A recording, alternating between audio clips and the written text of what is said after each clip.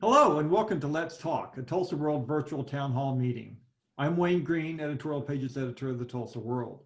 Today's town hall is graciously underwritten by the George Kaiser Family Foundation, TTCU Federal Credit Union, and OSU Medicine. Today we're going to talk about the impact of the COVID-19 infection on the economy and local and national efforts to ease the pain of people who've seen their jobs and businesses hurt by the situation. Joining us today are U.S. Senator James Lankford, Oklahoma Employment Security Commission Executive Director Robin Robinson, and Tulsa Economic Development Corporation CEO Rose Washington. Welcome all. Good morning. These are very challenging times. I'd like to start by giving each of you a chance to offer whatever thoughts and encouragements you have to those who have seen their lives disrupted by the COVID-19 shutdown. Senator Lankford? So obviously we've all seen pretty dramatic effects. It's interesting to note at this point that about a third of our state is working in healthcare areas and trucking and grocery stores and convenience stores. They're working harder than ever. They're facing people coming in to be able to buy products that are essential. They face real risks. We've got another third of our folks that are working at home. They're working very different. They're working with their family. They're homeschooling as well as trying to be able to maintain their business. And then about another third of our folks that are right now have nothing else going on. They're home, asked not to be able to get out, but they're working in retail and restaurants and hotels, and they're not needed, and they're trying to be able to go through unemployment, sometimes for the first time ever. And they're also facing the challenge of just being home stuck and not being productive. So it's odd. We talk a lot about the people that are at home, but we have a lot of people that are literally working harder than ever to be able to be engaged, and they're coming home from very long days with a very difficult shift, driving right past people that have been at home all day. And so it's a weird dynamic force going on in the state right now and just culturally. Rose Washington.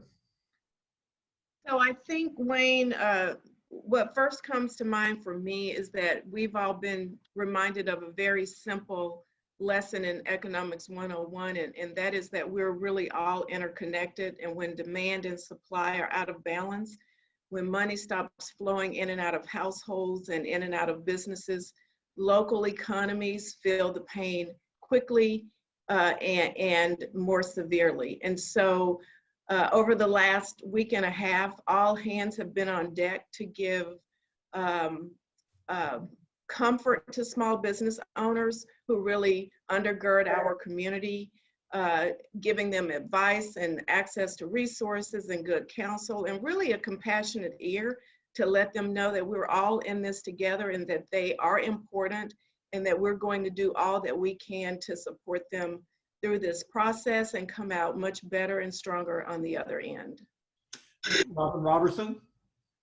Yeah, I think just to kind of echo Rose, we've seen a lot of people come together. I believe that we were starting to see the trend of the energy crisis starting to hit, right? So at the very beginning of March, we just had our typical claimants of around 1,500 to 2,000 and started just seeing that massive influx of claims right when both kind of in an imperfect storm, if you will, here in the state. So we've seen a lot of people affected with this historic job loss at OESC, unlike any other time. I would say that our agency also provides workforce service programs. So one thing I'm very excited about is looking forward to the day when everyone's ready to start getting back into the labor force. We had a big strategy call this morning on some plans to start doing that virtually now. So I'm excited and hopeful that we'll have those type of programs in place. So people who are affected by this and unable to work, we can at least provide those type of training tools for them. And of course, also for people to know that these benefits will be retroactivated to specific dates as their eligibility. And so I just want people, offering those words of encouragement as we're looking forward to the future. Senator Lankford, you were one of 8 U.S. senators who voted against the Families First Coronavirus Response Act, which is one of the 3 relief bills that have passed Congress so far, and all 3 have been signed by President Trump. What do we need to understand about that vote? Yeah, Wayne, it's a great question because there were 3 bills, and we lose track of that because they came 3 weeks in a row. The first bill I supported that dealt with the increased testing, that development of a vaccine. That was $8 billion. We now are in human trials in 2 different vaccines now, with a third about to come online. Testing has dramatically increased from what we saw at the beginning of March. So that was very effective. The second bill was more controversial on what it did to small businesses. Right as governments were asking small businesses to close down, this added a new burden on small businesses to say they had to, when small businesses had no cash flow at all, had to come up with additional cash flow to be able to pay a mandatory sick leave. They'd be reimbursed by the federal government, but they had to come up with the money first. What I heard from small businesses over and over and over again is, we don't have any cash flow right now. We can't come up with that and hope that there'll be reimbursement. This will push us over the edge, or we will push all these folks out into unemployment. And the constant comment that I heard is, if we don't get people to be pushed to unemployment insurance, we need to be able to do something to help us get assistance first. The CARES Act did correct that. It actually got the assistance of small businesses first, and then put the requirement on payroll. So what I voted against in the second one, we fixed in the third one, and said, let's not force small businesses to come up with cash they don't have right now to be able to help cover people. Let's do an advance of the money to them, and so then they can cover their employees. So yes, I did vote against the second one. I would do it again. I think it did prematurely push a lot of people out into Robin's world and trying to be able to deal with unemployment insurance. That we pushed people much faster into that than we should have, when we could have given that aid from the third bill to actually help the small businesses and other entities be able to keep their workers there and to be able to keep them connected to it. Unemployment is a great safety net at this point, but we are not built for the number of people that are coming into unemployment right now. Keeping people connected to their jobs long term is a better strategy, and that's what we're trying to do in the CARES Act. Rose Washington, you've been in the leadership of the Tulsa Business Resilience and Recovery Fund. Tell us about the purpose of that fund and who's eligible for help from it. Wayne, thanks for asking that question. And I will tell you, on April 1st, Mayor G.T. Bynum announced the creation of the Tulsa Business Resilience and Recovery Fund, seeded with a $1.1 million investment from Vision Funds. And the intent of the fund is to help small companies in Tulsa better absorb the shock of COVID-19. As a community development financial institution, TEDC has been the ideal partner, since we're in the business of providing progressive lending to promising businesses.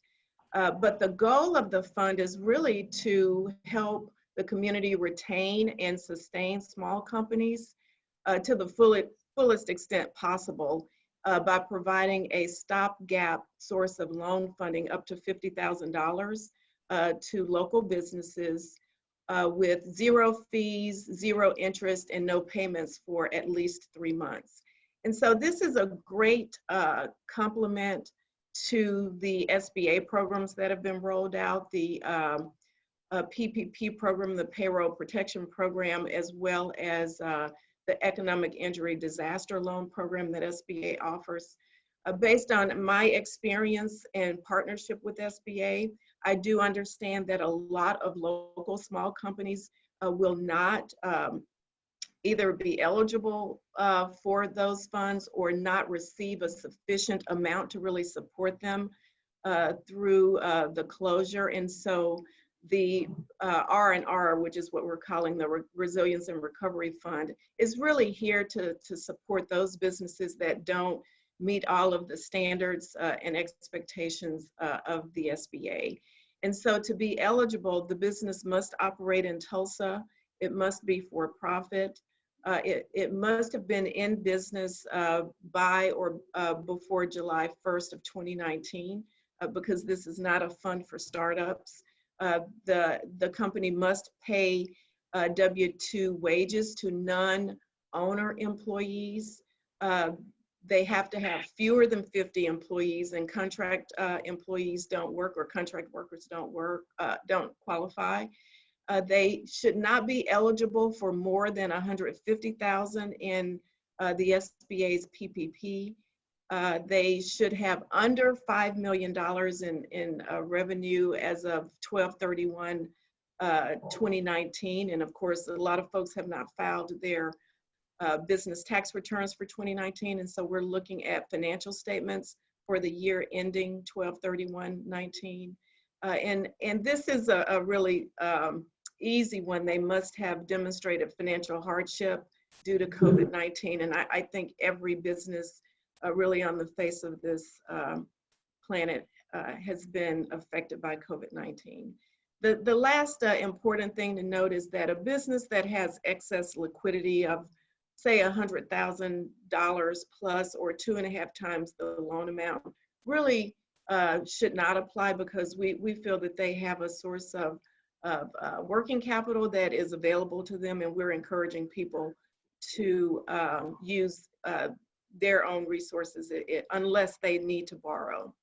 We are using eligibility standards regarding industry per SBA requirements. And of course, there are some businesses that are not eligible for our funds. And so if you think about those who are in the business of selling cannabis products, they're not eligible.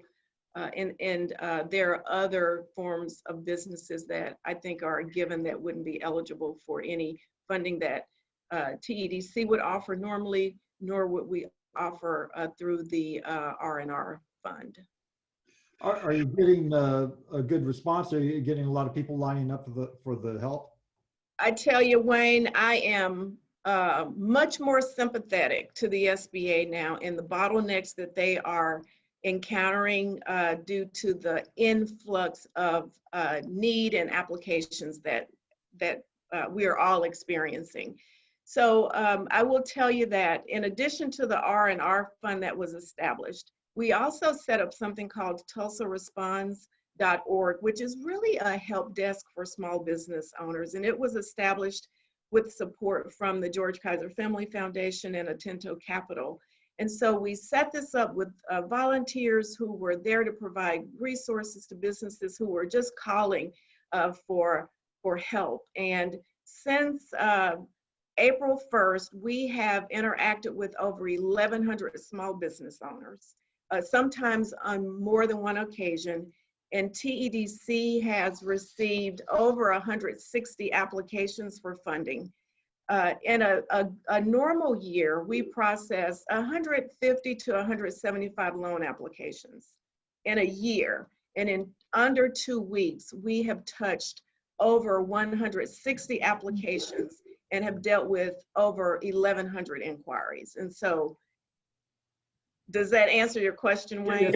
How do people, how do they reach out to you? I mean, what's the, is it a telephone? Is it a website? What's the means of connection? So people are applying on our website at tedcnet.com, and there's a special disaster form there that starts the process.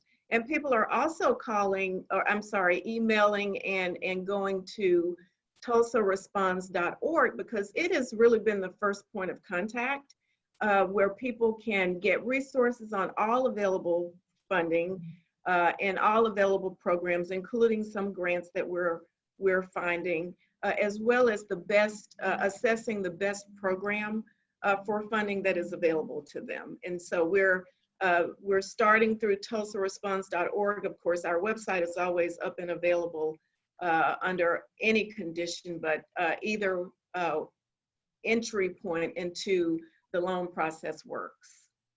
Robin Roberson, the Employment Security Commission has faced an unprecedented challenge here, trying to deal with an extraordinary number of people applying for relief at the same time that you're dealing with some huge technical problems and just the pandemic itself within your own agency. Can you give us a status report on applications at this point? Sure, I'm happy to. And yes, you're correct. We have seen historic claim volume. So prior to COVID, our largest claim volume for 1 week was a little over 9,000. That was our pre-COVID historic volume. And now last week, our unofficial number for last week was a little over 60,000.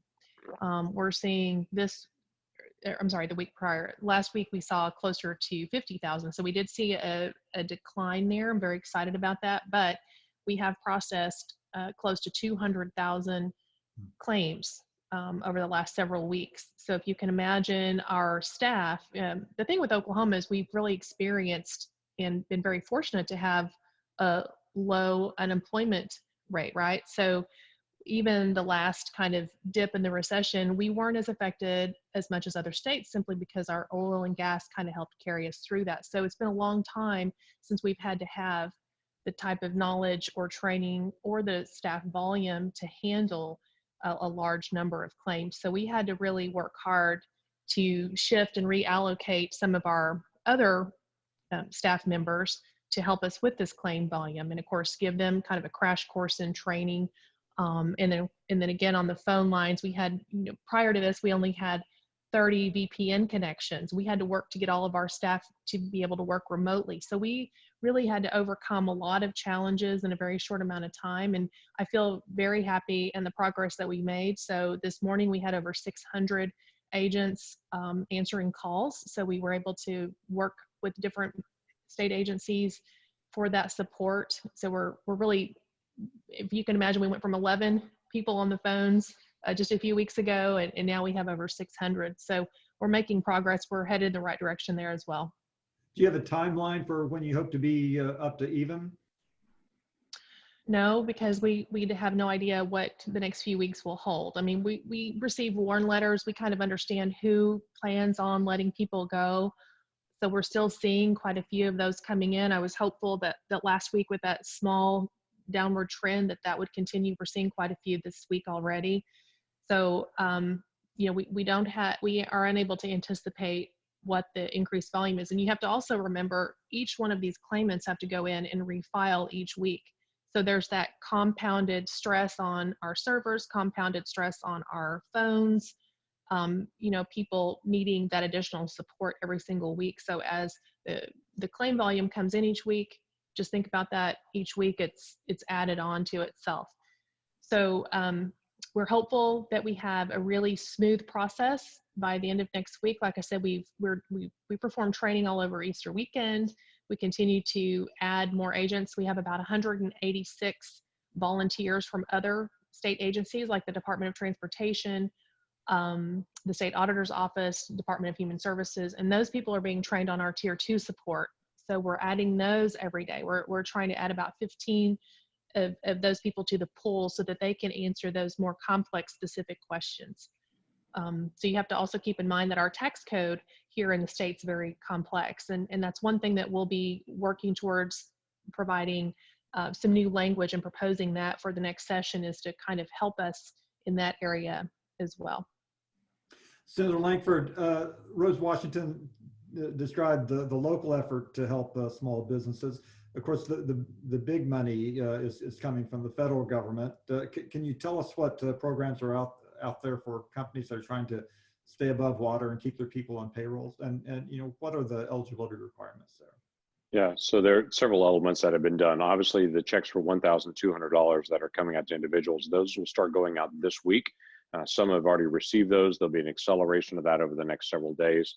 If individuals have a direct deposit relationship with the IRS already, whether it be they're a Medicare recipient, they have a Social Security disability, they're on a Social Security retirement, or they've done a refund in the past in 2018 or 2019, those monies will be direct deposited, and that'll start accelerating, as I said, the next several days. So that's one for individuals. Second part is obviously the unemployment insurance that Robin's already talked about. There's both an extension of the number of weeks for unemployment. There's an additional $600 per week for those that are on unemployment. But the big focus that we really have is what we call the Paycheck Protection Program. That's something that was mentioned earlier as well. That program is for small businesses. It's a business of 500 employees or less. It's a for-profit business, a not-for-profit entity, or even a faith-based not-for-profit entity. It's open to anyone. It treats all employers the same, not trying to say we're going to discriminate on the type of business you are, but just saying, hey, you are an employer. So whether you're a faith-based entity or a non-faith-based entity or not-for-profit or for-profit, if you employ people, then you're eligible for this. You can go to any bank. When you go to the bank, you don't have to go through a special SBA anything, but just be able to say to the bank, I need to sign up for the Paycheck Protection Program. They can get you the form. It is a really straightforward form. You have to show that you were in business in February of this year and what your payroll is for a typical month. then the grant that's given to businesses is 2.5 times their 1 month payroll. That allows them to be able to pay their payroll for 8 weeks for everybody, and then also allows a little extra money for utilities and for lease payments to be able to help keep them above water in lease payments and in utilities. That's to help us get through the heat of the storm at this point. We don't know what's coming and how long this will last, but we know we have at least this period of time on it, so it allows us 8 weeks. I really do encourage small businesses, 500 employees or less, not-for-profits or for-profits, to contact a local bank to get this Paycheck Protection Program. This is why it was set up, is to be able to help people not have to go to unemployment to stay connected with their job. It does really the twofold purpose we were trying to accomplish. One is to keep small businesses alive after this is over, because they still have a relationship with their employees. They're not having to try to gather everybody up from unemployment, and to be able to come back, they're still connected there. And the second one is it gives real sense of permanence to those employees as well, that they're not worried about, is my job going to still be there? Do I have to go back and reapply? They're still getting their paycheck through their normal system. They still have their same health care. They would still have their same retirement benefits. All of those would stay consistent because it's all covered in this Paycheck Protection Program. It is $350 billion. Already $2 billion plus has been allocated just into Oklahoma. We've done over 700,000 businesses and not-for-profits already across the country. So a lot of people have already taken advantage of this. I would encourage folks to take the next step. If you're a sole proprietor, you would also be eligible for this, just like you would be if you're another small business. So whether you're farm and ranch related, whether you're energy related, whether you're a restaurant or a hotel, whatever it may be, a retail entity, I'd encourage you to contact your bank to be able to find out how to get this Paycheck Protection Program. We set it up for the banks because we knew unemployment offices would be crammed, as they are all around the country right now. So doing this process through the banks, through a typical SBA system that they already have set up there in the banks, did create some headaches the first couple of days. But what it does is within a couple of days creates thousands and thousands of locations for folks to be able to connect with, rather than a relatively few, because we literally have thousands of banks all over the country that all these small business owners and leaders of not-for-profits can connect with. So very important to go get connected, do it sooner rather than later. We are talking about an extension of that program, but for right now, there is no guarantee of an extension. Focus in on what we have right now and go get connected to a bank right away, so we can make sure that we get your business some stability for the next 2 months. Sandra, I've seen friends post on Facebook that they've gotten their relief checks have shown up in their bank accounts, but I'm also getting emails from people who are watching today's town hall who say, hey, we keep hearing about this massive federal relief, but it's not showing up. What's the timeline there? And it's hard to be patient when the rent's due and you've got a family to feed. Yep, it's middle of the month, and some folks have already contacted entities where they're paying rent to and saying, hey, I can't cover it. And so that $1,200 is very, very significant. The $1,200 is being sent out, like I said, individuals that have a connection for direct deposit, it's going to go out first because that's where the money could go out fastest to be able to do that. Then they'll follow up. It has already started out this week, and so it'll take several days to be able to get that money out for direct deposits. They can continue to be able to watch their account. Their target was April the 15th. Obviously, they beat that just a little bit by them starting yesterday even, but they're trying to be able to get it out as fast as they possibly can to be able to do that. If they don't have a connection for direct deposit, go to irs.gov. There's a coronavirus logo, and all of us know what that little virus looks like now. Click on that logo, and the economic recovery message is there. You can get a chance to be able to click on a brand new portal they just started this week to say, hey, I don't know if IRS has connection with me or not. Here's who I am. If you have a social security number, your income as a individual is $75,000 or less. As a couple, that'd be $150,000 or less. You will get a check for $1,200. If it's a couple that makes $150,000 or less, that's 2 checks for $1,200 each. To be able to come back and forth. If you have a child 17 years old or younger that's a dependent, that is an additional $500 for each of those individuals as well. So that'll come. Now, if let's say your household income is higher than $150,000, it starts phasing out after $150,000. By the time you get to $200,000 of total household income, it's gone entirely. So this is really targeted towards the folks who need the help the most, is how it's targeted. So if individuals have more than a $200,000 household income, they won't receive a check at all. But for those folks that are 75,000 or less, they'll receive the full $1,200. And again, that'll come in. If you don't have their relationship, irs.gov, go to the portal that's there and be able to get your information for direct deposit, your social security number, and so they can know this is really you, and then they'll start going through the process from there. There's also going to be a portal open up next week on irs.gov, that same spot on the coronavirus updates, that you'll be able to track your own check. If you've not received it yet, it's not been direct deposited, and you don't know what the process is on it, you'll be able to type in your social security number, and it will help you track when that will be deposited into your account. Robin Roberson, I had some very specific questions from readers, actually more than we could ever address today, but let's try to get to a couple of them. One reader was very concerned that people who work in barbershops or beauty parlors aren't eligible for unemployment compensation, even if that's their only means of support. Another was concerned that the federally funded relief and unemployment compensation that people receive will be federally taxable, and that if people don't know that, they're in for a really expensive surprise a year from now when their taxes are due. What can you tell us about those two issues?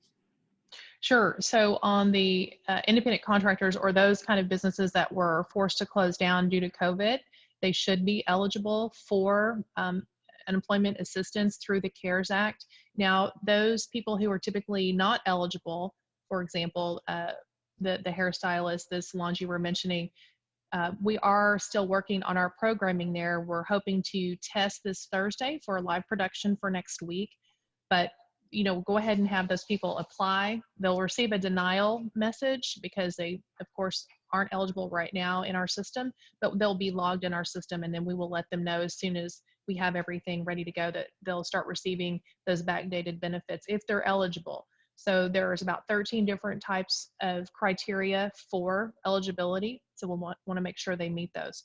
Regarding taxes, all unemployment benefits are taxable. And the claimant has the ability from the very beginning, there's a box they can check that says, would you like for us to withhold these taxes? Because some people really need that extra few dollars, right? So if you're really desperate, you don't want taxes taken out, you want to try to pay that later. But everyone has that opportunity to have it withheld, and then they of course can go and update their profile anytime if they change their mind. I would say that people that owe back taxes and those that also owe child support, you will have that taken out of any kind of benefit that you are administered. So just keep that in mind as well. But as far as the taxes go, everyone is, they have that, and it's in their hands, the controls in their hands to go ahead and withhold that. And of course we suggest that, but some people may really need that extra small dollar amount. Senator Lankford, there's talk of an additional congressional action, a fourth COVID relief bill. What do you want to see in that? So let me mention one other thing just backwards on that $1,200 check. That is not taxable. The unemployment benefits is taxable as it always is. It's a replacement for income, so that is a taxable entity. But the $1,200 that's coming out to individuals, that is not taxable. And so that I want to be able to help clarify, because those are two different things that are out there. Yeah, the fourth bill is being, fourth bill is being discussed. And one of the things I look at a fourth bill is what was missed in the previous three bills.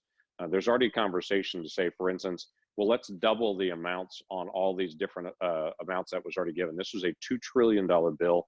It was the largest bill in American history that was done. About $1 trillion of that is loans, that money will come back. For instance, it was a delay of when people would pay their taxes, especially for businesses. They could pay their taxes much later so they could have better cash flow right now. So we know that money is still coming in. It'll come in later. For the largest businesses, those are loans that are going out that by law they have to be repaid. But about $1 trillion of that is in grants or help to the small businesses. That's money that's going out directly to help small businesses. There's $100 billion that's going out towards hospitals, for instance. There's $150 billion that'll be going out nationwide for states. Our state will receive $1.5 billion in assistance to be able to walk through this. To give you a picture of how big that number is of 1.5 billion, our total state budget is $8 billion. That's an enormous number for our state, and it's all related to COVID related expenses for our state. So those dollars are in the process of going out. The state and local dollars that'll be coming, some to Tulsa County in particular, and then some to the state. Those dollars will have receipts attached to them, basically to say, here are the expenses that we did for COVID, and then we'll be able to turn those in and be able to get a rapid turnaround on dollars. There's some folks already saying, I want to double all that. I've said, time out. This is an enormous bill. Let's identify what needs are out there that are not being met or what was missed. So let me give you, for instance, the Paycheck Protection Program allows not-for-profits, 501c3s, to participate in this, whether they're faith-based, non-faith-based, for any of those not-for-profits. But if you're what's called associated, if you're connected like a community foundation, you're considered a large nonprofit, even though you're a small nonprofit, just your funding entity or your connection for administrative is larger. Well, that's a mistake in the bill. That needs to be fixed so that we allow not-for-profits that are connected to community foundations to still be able to participate in this program. That's something I've already brought up to leadership. We're trying to be able to work through the process to be able to help fix if there's another bill. There are other areas that are like that we look at and say, okay, what are we doing? One may be for entities that have rent facilities or apartments or whatever it may be, because those entities, there wasn't specific language on that. There was language to help individuals pay their rent. But for many individuals, they've said, hey, we can't do it for a couple of months. We don't know what it is. We're just trying to buy groceries and stay alive at this point. We got to be able to make sure that at the end of this, we don't have individuals kicked out of their place where they live, but we also allow those entities that do rent to be able to help cover that. That's another area that was a gap in the bill that as we worked our way through to be able to get this out the door as quickly as possible, we could have missed. So for a fourth bill, I'm not looking for a big giant bill to be able to come up. Again, I'm looking for what were the gaps of things that were missed in the previous version and how do we get through this? And ultimately, we're targeting getting more testing, getting faster testing out the door as we're doing right now. Oklahoma has tens of thousands of tests available for COVID-19. Now we're trying to accelerate into the faster test. That's the 15-minute test rather than the 36-hour test to be able to get done, to continue to be able to advance treatments, and then ultimately a vaccine. Because in the CARES bill, we did something very unusual. We actually put the production of the vaccine simultaneous to the human trials to the vaccine. So that way, if the trials are successful, we already have the vaccine in place and we can move on it much faster than we would typically be able to do. So the target on this is getting our economy going, getting healthcare treatments in place. If there are areas of gaps on that, we need to be able to address that. In the meantime, the stopgap on the economic side, we need to address the gaps. Senator Lankford, there's in looking through the questions that were submitted to us for today's event, there's just an enormous amount of anxiety and fear out there just in general. And I think people want to hear a story of a better day coming from their leaders. As we're concluding, can you paint a picture of a realistic economic recovery for us today? So let me paint a couple, both better days and current days. I have heard thousands of stories of people that are taking care of their neighbors, that are literally walking down the street to a senior adult individual that's down the street they don't even know, but they knew they were there, finding a way to knock on their door, get away, and they just say, what can I do? Can I get you groceries? Can I help you? We're connecting with each other in a very different way. There are online resources that are literally connecting people. Where is there a need? How do we meet that need? So in some ways, this is bringing out the best of us as we're frustrated with all being trapped in some ways, or for those individuals that are a third of our economy right now that are working harder than ever at great personal risk. So there's a lot of that out there as we're watching people find ways to be able to serve each other. As we get on the other side of this is a very different type of economic downturn. This is based on a government action to say we've got to be able to protect each other, and individuals saying, hey, I don't know whether I have the virus or not. I've got to find a way to be able to protect someone else. And so that isolation, once that turns off, that allows us to be able to re-engage. The big challenge that we have right now is testing. And let me give you a glimmer of hope in this. The tests are getting faster. They're getting more frequent. It's going to help us more to be able to not have 14 days. If we remember that, to say, if you think you were exposed, go spend 14 days in isolation. Now we can go get a test. That 14 days has gone away of just isolation. Now we can know within a day. Within a week or so, we'll be able to know within 15 minutes. That's going to help everyone dramatically to be able to know, okay, do I have it or not have it? And by this summer, we're going to have the capability to be able to take a quick finger prick blood test and to be able to tell, did you have the virus? Because a lot of people had it, had no physical effects, but their bodies have developed antibodies for it. And so they're able to be able to fight it off. They're able to get back into the economy very, very different now. That test is also coming on board by the millions. When that occurs, people will be able to re-engage in the economy better. We're very hopeful for the summer, though we don't know. Previous coronaviruses have died out in the heat of summer. It did for SARS, it did for MERS. Both those were coronavirus types. We're hopeful the summer heat, if in Oklahoma we ever get summer heat nowadays, but we're hopeful in the summer heat that this will push back this virus significantly, and we'll be able to get on top of it during the summer. So there are some optimistic things: increased testing, increasing speed of testing, less isolation based on that, availability to be able to see antibodies to see if my body's already fought it off and I'm immune, so I can re-engage in the economy, and then the summer heat coming. But in the meantime, I honestly say we really are praying for each other, and we really are watching out for each other, and we're watching God do some pretty remarkable things through us and around us, even in the middle of all of the struggle that's happening. Thank you, Senator Lankford. And thank you too to our other guests today, Robin Roberson of the Oklahoma Employment Security Commission and Rose Washington of the Tulsa Economic Development Corporation. Thank you to our viewers too for watching today's town hall meeting. Please join us next week for our 5th Tulsa World Let's Talk virtual town hall, which will look at the efforts by local nonprofit organizations to help Tulsans survive the COVID-19 shutdown and the challenges the challenges that the event faces them financially.